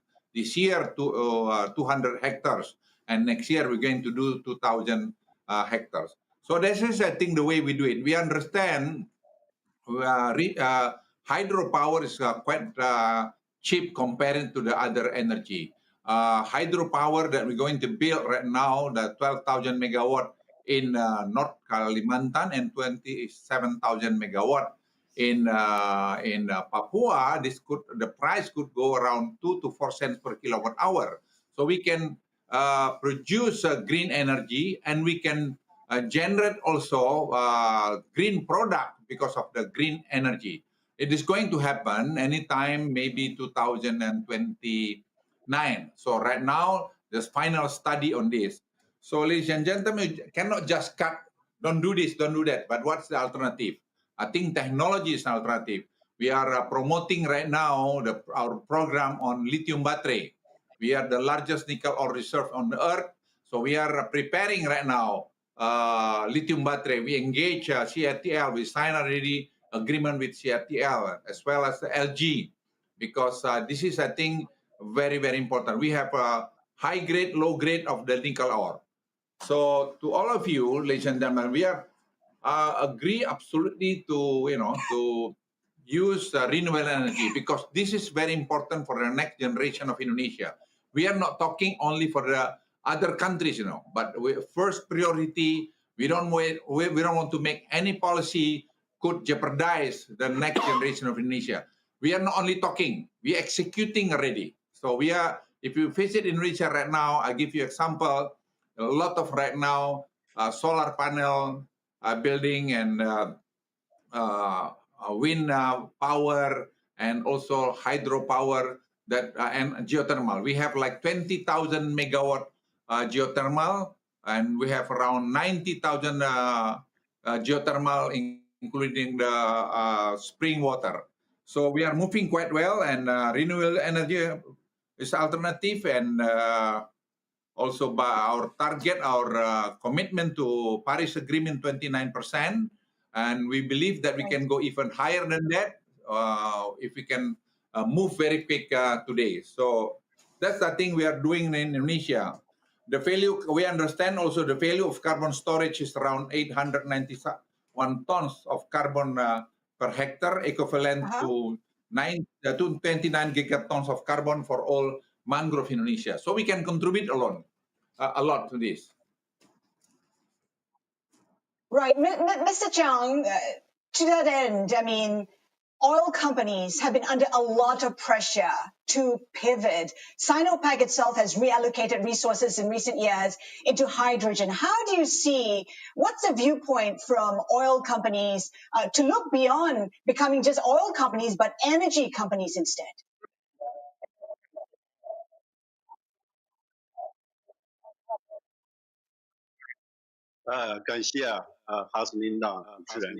Well, thank you, Hasmina.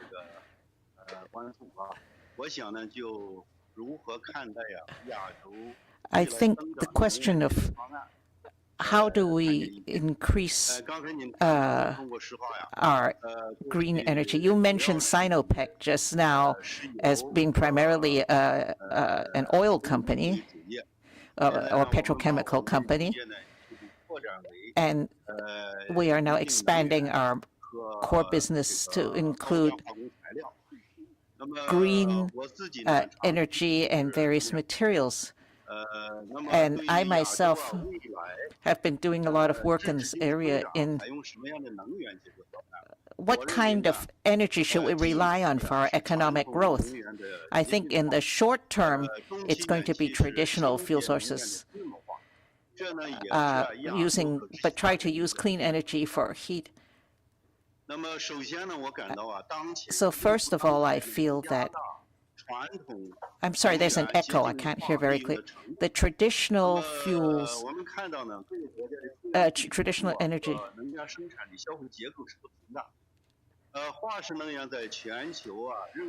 fossil fuels right now, for instance, I think BP produced some figures lately.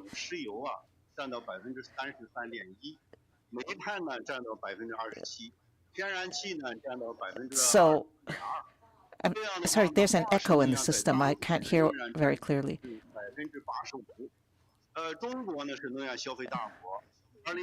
China is a major consumer.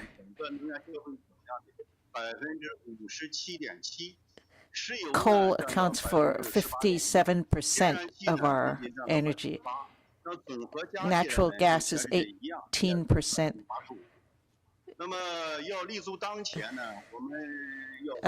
If we look at the present, if we look at our mode of economic development,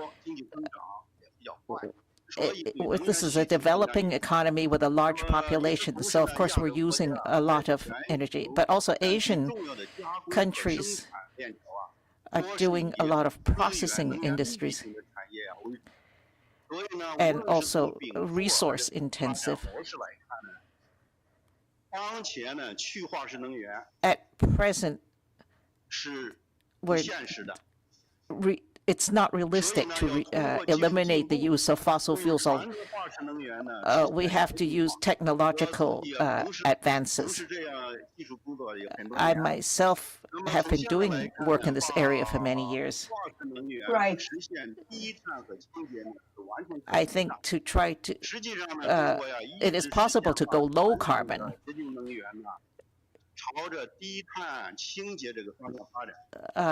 Low carbon and green, clean energy is a direction that China is going in.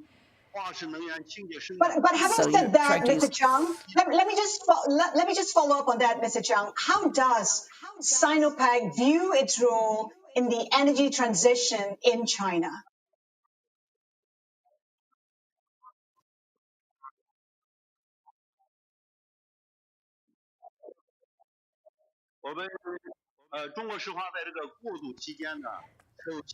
In this transition period, Sinopec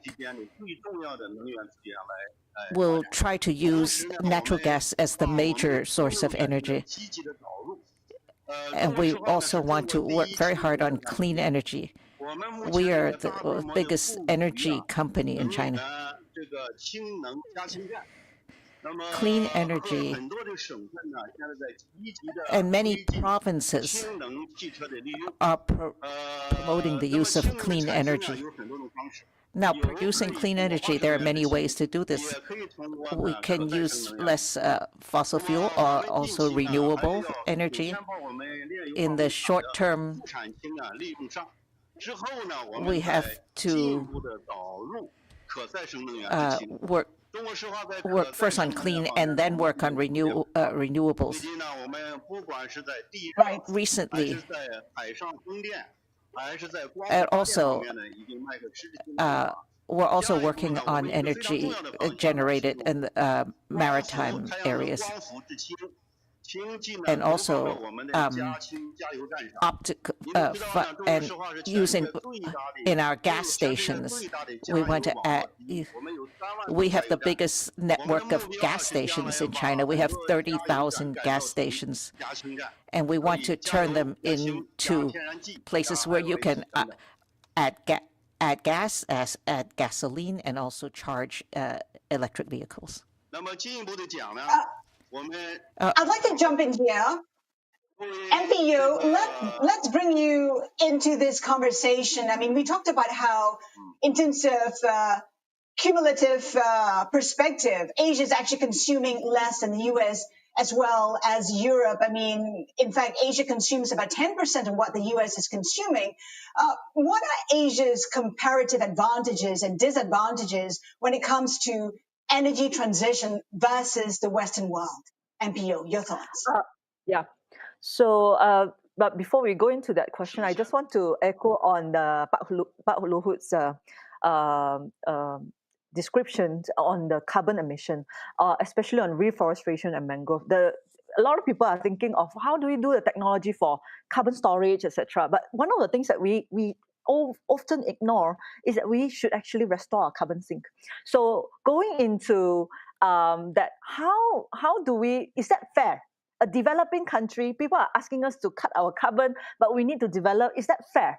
So I went to, the first time when I was a minister, I just want to share, I went to this conference of party for the climate change conference. And then I realized that people are negotiating about common but differentiated responsibilities. The developed countries ask us to cut the carbon. The developing countries say, you must pay to get us to cut the carbon. I think the discussion is going nowhere. And it actually, year by year, we are discussing in COP, and then to realize that we cannot have that kind of speed to get to it. So how do we go about changing, making Asia to be able to transform? Two things. One is that we actually don't rely on common but differentiated responsibilities because the developed countries, they have a lot of problems to face. The other one is that, is that possible for the RE100 companies to say this? That because they have a lot of supply chain that is Asian companies. Then they say, you know, all our suppliers should also comply to RE100. That will make market big enough for innovation and scale. And the third one would be that, that how do we go about saying that, comparative advantage? There's a lot because there is still a lot of places in Asia that needs to be electrified. That means their current, with the current technology, as we plan, that we will choose the cleaner one. So I think one of the comparative advantage of Asia is to be able to say, now we can use a cleaner technology, a cleaner energy to meet our growing demand. So I am of the view that only market and technology will be able to drive change that is quick enough for us to meet the Paris Agreement goal. I guess the question now is for Pak Luhut. How then do you expedite the process in Indonesia?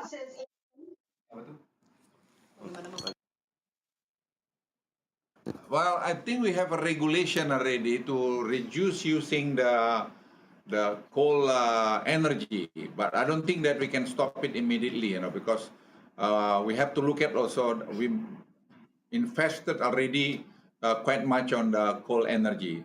But we have program to do this and to give incentive for like geothermal, for instance. And we have already program for the hydropower. But in the same time, like I mentioned earlier, about mangrove program, about you know, the coral reef and forestry. That's, I think, our policy. So again, like I can mention to you, like in eastern part of Indonesia, we have like 2.1 gigawatt diesel. We're going to replace this by using solar panel. This is, I think, going to happen within 2 years' time. So this is, again, is very important. But again, like I mentioned, you cannot be just cut it. But we have to do it gradually. But we have already programmed, then we are doing now. We are ongoing now. So again, we care very much about environment, but I don't think that we can have same policy like in Singapore or some other countries. Indonesia consists of so many islands, so we have to do it a different island, different maybe policy or you know, strategy to reduce problems. Challenges for Indonesia is land acquisition. President Liqun, China surprised the world with its 2060 net zero target when it announced it during its 5- and 15-year plan. Some called it bold, Some called it ambitious, others were skeptical. How do you see China's shift to clean energy and energy independence? How will it shape the world economy? You see, President Xi's declaration at the recent United Nations General Assembly is a very important one. And we in AIB thinks this policy initiative is the most important, or one of the most important, over the last 4 decades since reform and opening up was launched. This is monumental. And if you look at the gap between European countries and China in terms of economic development, technology, living standard, you should appreciate very much China's ambition of achieving carbon neutrality by 2060, only 10 years later than European countries. So in this regard, I think we need international cooperation. China does not set any conditions on this objective. China will just do it, working on this ambitious objective.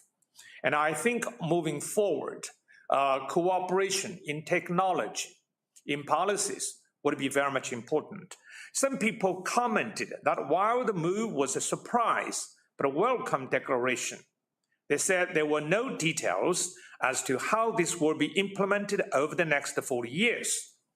And some other people said that big question remains. China's definition of carbon neutrality is not well defined from the short announcement, and that further, no roadmap was offered as to how this will be achieved. So I think President Xi's announcement at the United Nations as General Assembly's keynote speech is not the right place for China to elaborate its roadmap to achieve this objective. As you know, China is now preparing for the 14th five-year plan, and I think this would feature prominently in the 14th five plan and 15th and beyond. So China made such a kind of ambitious objective, which should be applauded, commended by the international community. But if you look at China's track record over the years, if there's any big policy initiative, China would definitely achieve it. So I think if people are interested about the details, the roadmaps, they can see China's, concrete steps in the future. But I want to highlight one point, Hasling, that I think is very much important, is the determination to do it. So we should focus on transition, because transition is important, right?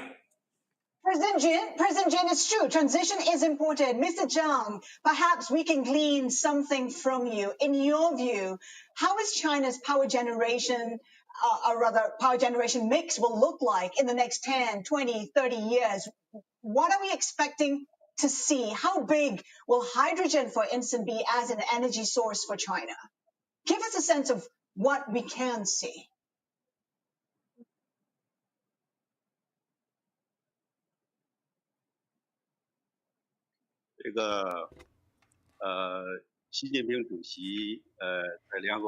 President Xi Jinping stated this goal at the UN General Assembly.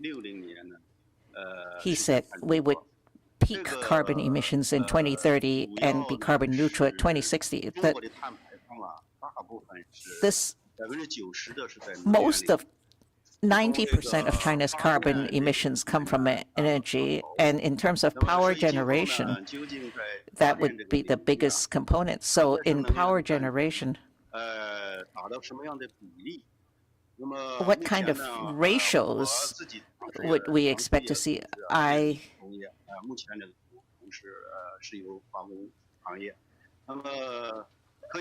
Of course, my company is intimately involved in power generation. In the forthcoming decade, I think the use of non-carbon fuels like solar and optical, I think we will see a very large increase in these. Now we see that the electricity of solar energy and the photovoltaic is much lower now, even 3 US cents per watt. And in some western spheres of China, we can even use wind power and solar power and let them complement each other. I believe that we can largely increase the proportion of renewable energy in the power generation, in electricity generation.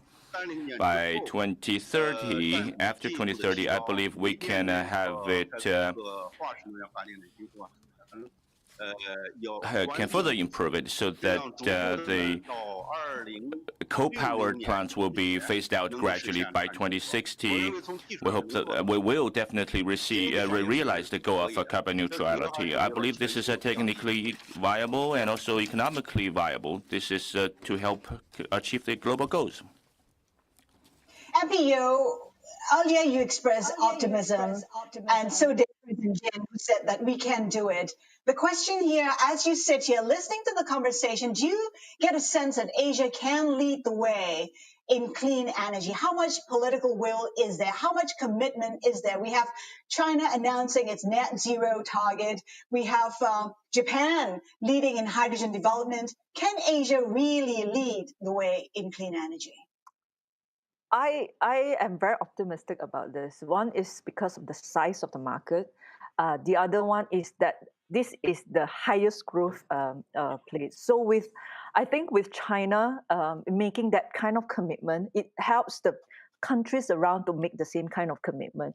Just now, I actually agree with President Jean. I think I myself am very confident that China can reach the ambitious goal because of the sheer size of the market. When you have the market and you have a government that says that you need to reach this, and you have the existing market, what is going to happen is innovation.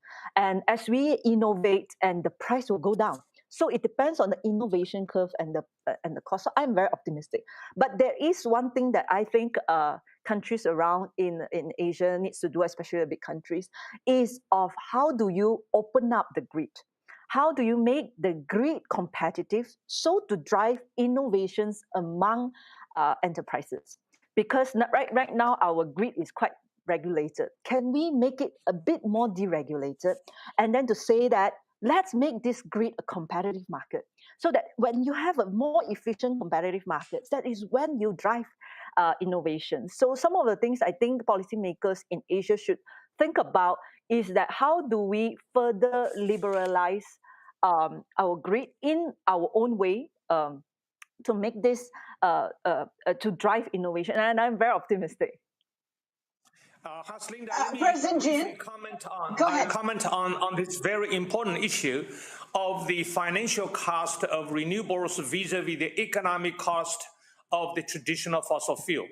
Now, the issue is some people say affordability, and I don't have to give you details about the ever-reducing cost of renewables, which are undercutting the least costly traditional fossil fuels such as coal. But the problem is, it's the social policy. It's not really the affordability. Affordability could be misleading assumption, because if you look at the costs of the renewables versus coal or fossil fuel, the price difference is not that much. And most of the people can afford. If they're very, very poor people, should be supported by the government through social policy. So I would say affordability is not a strong argument against quick transition from fossil fuel to renewables. So I beg to differ on this because maybe it's in Malaysian context. So if you look at intermittency, that means your levelized, if you calculate your levelized cost of electricity on solar versus that of coal, then yes. But what if you need it as a base load? That means a replacement of coal. A replacement of coal can only happen when solar plus battery is lower than coal. We have not seen it in Malaysia. Probably it's already achieved in China, but I have not seen in any literature. I think we still need to make it affordable, and then to be able to open up the market. The moment you make technology affordable and opening up a market that will dispatch energy at the least cost, That is when it is most efficient in driving the market, the whole power industry. Mr. Zhang, your views on making it affordable and tapping technology? Can I add? Go ahead. Yeah, if I may add a little bit about this issue, climate change mitigation, not only talking about, about the electricity, but we are also talking energy, but we are also talking about the other than energy. It's just like how do we use as how do we use carbon, like mangrove, like some other, because if you're only talking about mitigation climate change from the energy sector, that cannot be comprehensive solution. So we like to see comprehensive solution on the climate change mitigation. Well, we are fast running out of time, so I just want to do a round robin on the polling question. The question I'll repeat here, can Asia remain the world's fastest growing economy and reduce emissions at the same time? A, it can't remain the fastest growing without increasing its emissions. B, it can. China's 2060 net zero goal shows the way. C, it can. Technology will solve the problem. We get a sense of that in our discussion. And D, it shouldn't have to. Industrialized countries should shoulder the burden. MPO, your choice. Yeah, mine is number 3, but technology plus a more deregulated market, more efficient power market. Yeah. President Jin. I agree. We agree with Ms. Ye. Well, that's one area where the two can agree on, Pak Luhut. Yes. But I think China is important in leading the way. Yeah. Yeah, we have to work together. I don't think that one country can do it alone, but we have to establish cooperation among country in order to solve this problem. This is the global problem, and when we establish cooperation, I believe that we can solve this problem. That's my Mr. Zhang.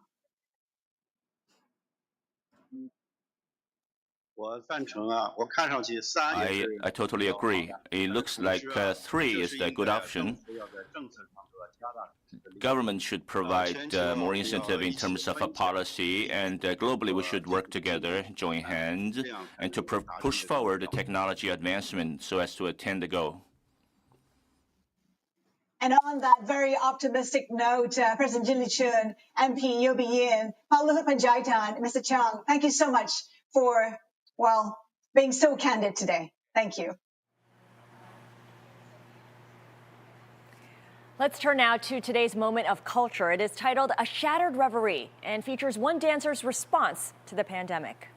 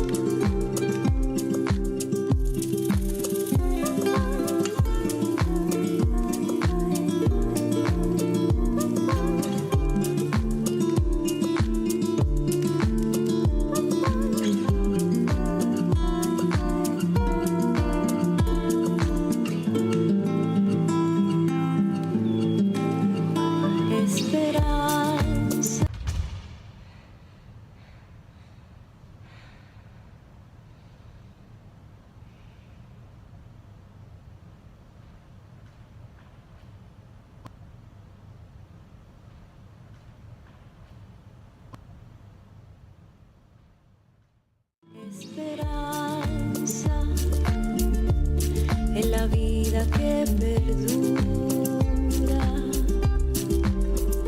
y los campos que de nuevo florecen,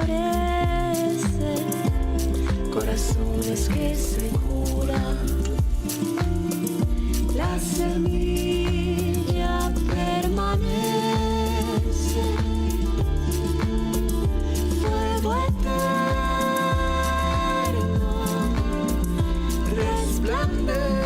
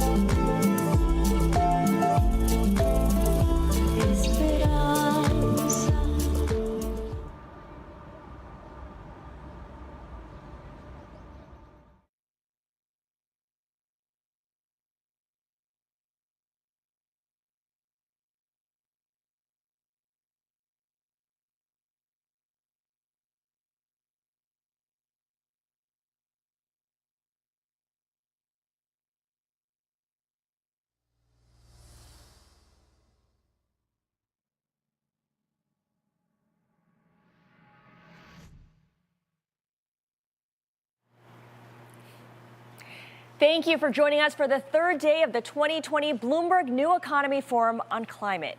Be sure to come back tomorrow morning at 8 a.m. Eastern for our final day. Our program will focus on the biggest issue on everyone's mind right now, health. We've got a great lineup of speakers tomorrow, including Bill Gates, Ruth Porat, the Director General of the WHO, the Managing Director of the IMF, and our very own Mike Bloomberg. It's all happening right here at the Bloomberg New Economy Forum. We look forward to seeing you tomorrow.